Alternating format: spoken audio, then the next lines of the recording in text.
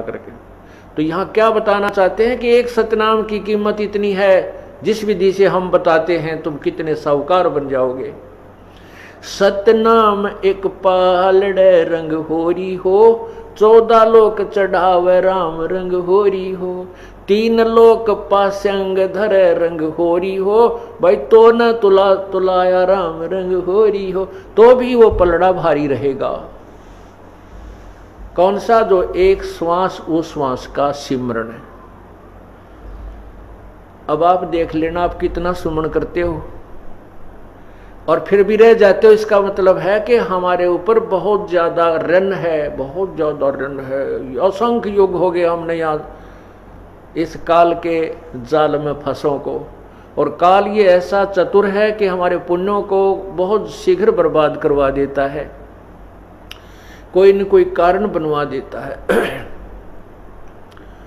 और फिर हम जैसे थे उसे फिर हो जाए। उसके लिए सावधान रहना होगा। हमने अपने पुण्यों को कहीं नहीं बर्बाद करना है।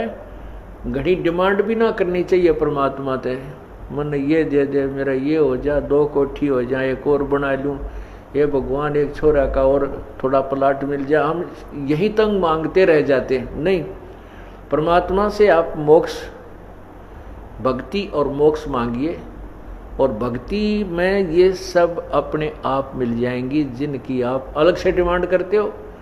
जैसे किसान गेहूं बीजता है और उस किसान के पास अपना कोई पशु भी नहीं है, ट्रैक्टर से सारा काम कर रहा है, तो गेहूं बीजेगा किस लिए? कि वो अपने परिवार का पेट भरे। प्रथम तो उसने अपने परिवार की और अपने जो है जीवन रक्षा के लिए गेहूं की आवश्यकता है।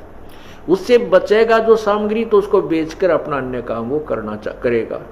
तो इसी प्रकार जैसे गेहूं बीज दिया, उसका उद्देश्य था अपनी रक्षा करना, अपना पेट भरना, परिवार का पेट भरे उस अन्न से। लेकिन गेहूं वो अन्न बनने से पहले भूसा पहले बनता है। वो भूसा जो बनता है, तूड़ा, वो पशुओं का चारा तो फ्री में बनता है, धक्के तो बने अपने आप बनता है। वो तो बाई प्रोडक्ट है उसका, किसका? कनक का, गेहूं का।